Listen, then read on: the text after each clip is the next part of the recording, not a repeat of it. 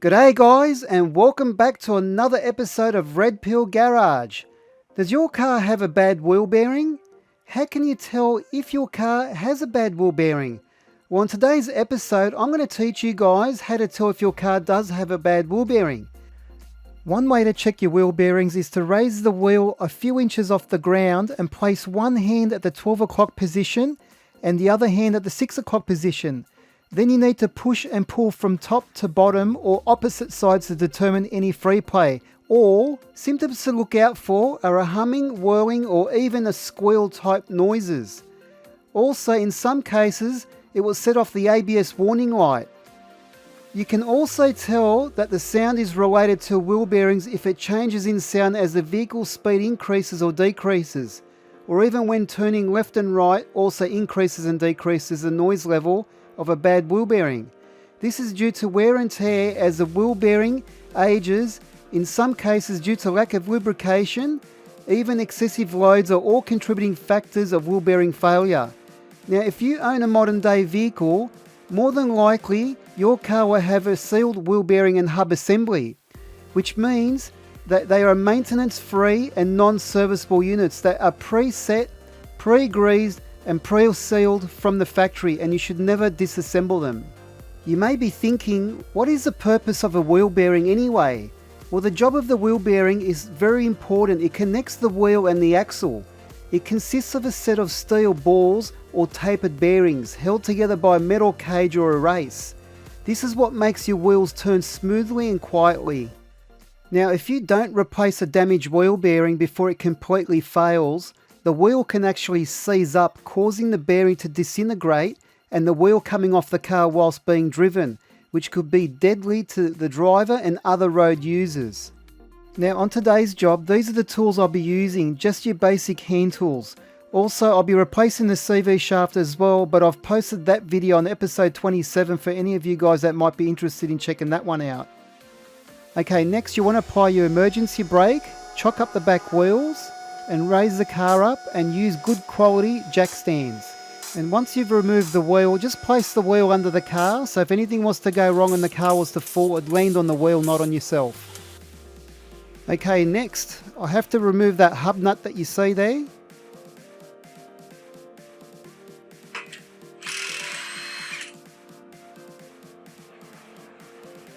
And next we've got to remove the ball joint bolt.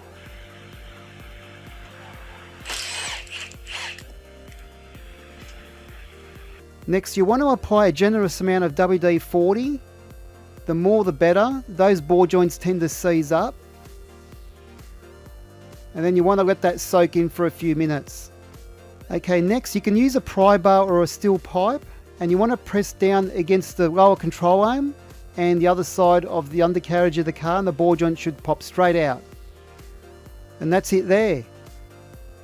Okay, now you want to push the hub assembly away from the CV shaft and pull back on the CV shaft, and it should come straight out, just like so. Now just be careful you don't get your fingers crushed anywhere. Okay, next you want to remove the upper and lower caliper bolts.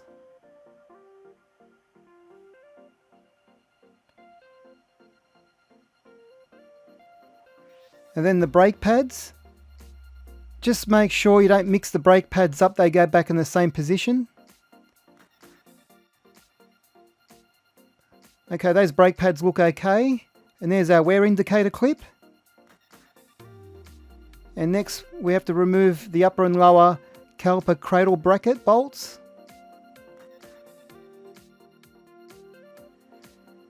Now just be careful when removing the caliper cradle, the disc rotor doesn't fall off the car. And there's the disc rotor.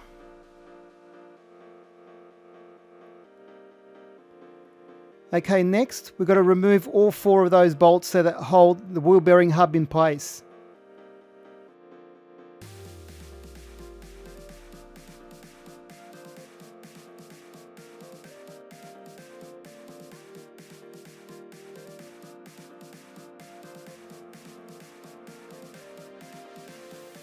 And that's it. They come off pretty easy actually. That's what you expect. And that's the backing plate. You want to give that a nice wipe down as well. You don't want any grit there, because when you go to mount the new hub on there, it may kink if there's grit or crud in there.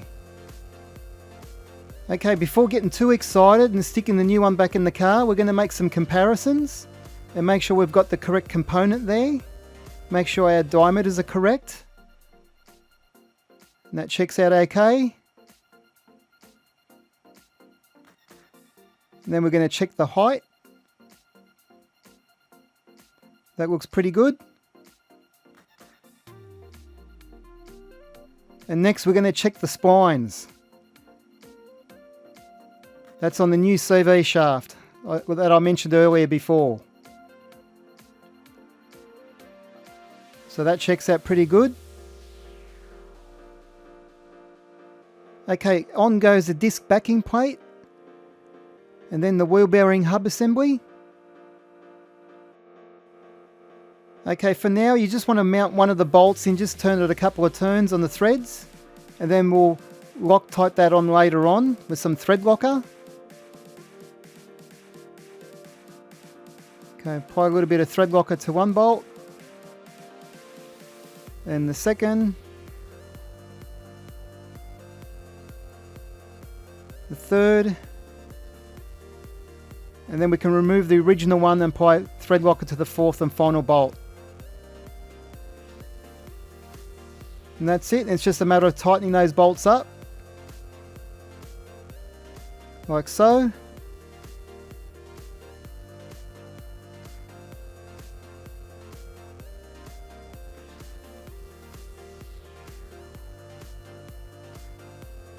All done. Okay, the next thing you want to do is apply some anti-seize grease. Now if you don't have any anti-seize grease, don't use any ordinary grease. You can use WD-40 if you wish. And then just wipe any excess off so there's not too much on there.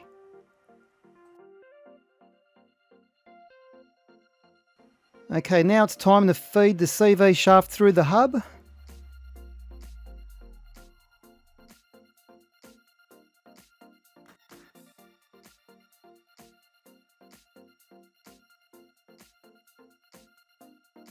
Okay, next with a pry bar or a steel pole, we're going to reinstall the ball joint.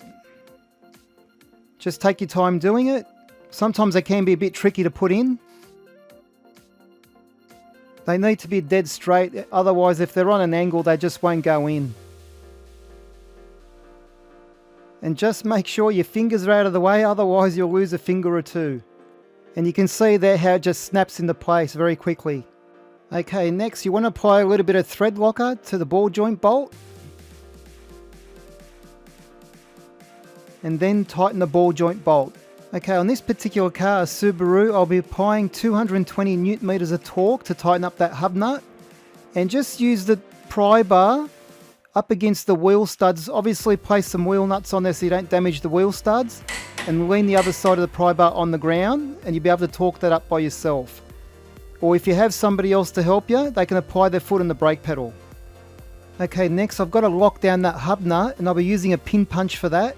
I'll be knocking it down to that CV shaft groove, and by doing that prevents the hub nut from unscrewing. If anything was to go wrong, by hitting it down, it won't be able to unscrew by itself. Okay, next I'm going to apply a little bit of WD-40 to the wheel studs. And don't spray towards the disc, spray away from the disc, because you don't want any lubricant to be on the face of the disc rotor itself. All you need is a few drops. Okay, next it's time to fit the wheel. And then the wheel nuts.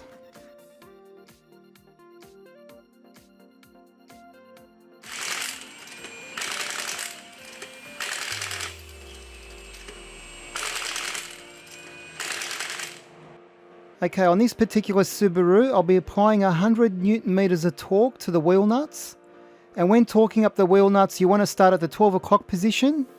And you want to go in the star action, not in the circular action. And just make sure you don't have the full weight of the car sitting on the ground. You only want the tyre just touching the ground so you can torque up those wheel nuts correctly.